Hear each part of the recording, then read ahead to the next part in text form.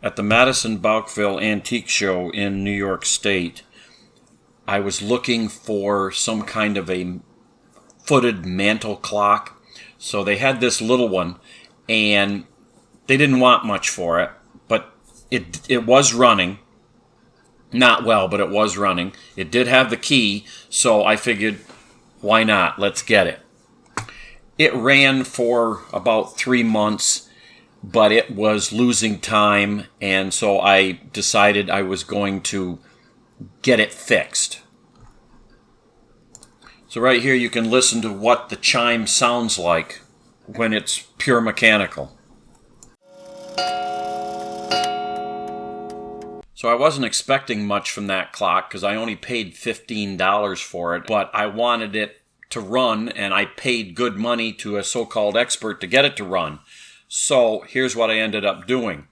And here we see all the guts that came out of that session clock. The local clock expert, he simply couldn't get the cadence correctly. All it would do is supposed to go tick-tock. It went tick-tick-tock. And he never could get the cadence right, so it would only run a minute or two and then stop. So eventually I just got fed up with it. I picked up this Rhythm Clockworks that has a mechanical striker because the electronic ones, they don't sound just the way the original Sessions did. So I got one that had pretty much the same strikers so that it would sound as close as I could get it. Then I had to make it fit the case. So using a small router, I cut away the wood in the case in the back there so that I could fit that big movement in. So there's the back side. It's got the original paper label on the back, Sessions Clock Company. So slide that up,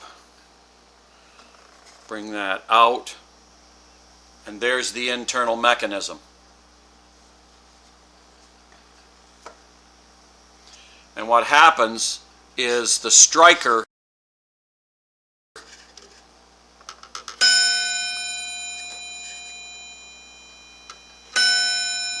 and it sounds nearly like the original clock. I did remove one of the striker rods, that there was 2 of them.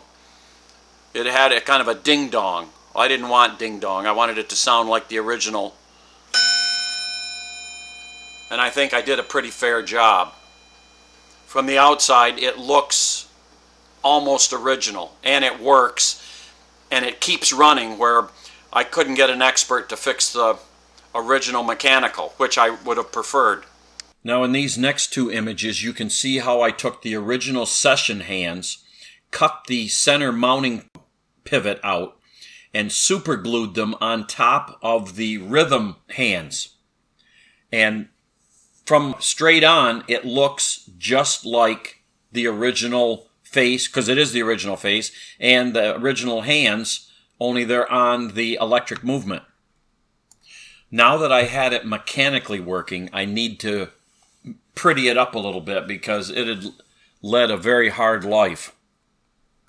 So without completely disassembling it, this is about the best that I'm going to be able to do. Now the scroll work, what I did was I used this Deco Art Dazzling Metallic, they call it Splendid Gold. I brushed that on and then took a wet paper towel and immediately took it off. I don't know whether that's the absolute correct way to do it, but I got the scroll work to pop. And of course the gold is the same as that. It's 3 coats. Ideally, you're supposed to probably completely disassemble it and spray paint it. Well, I'm not going to do that. The average guy I don't think is gonna.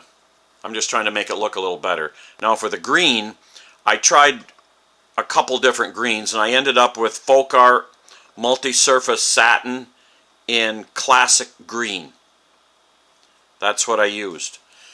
And it may not be exact, But like all of my restorations or any of the stuff I did in the farmhouse, no matter how bad a job I do, it's better than it was when I started. The clock case itself was in very good condition, finish-wise. I just had to take one of these Rejuvenate repair markers in black and do the edges on a couple spots where it had worn away. And that pretty much finishes the clock.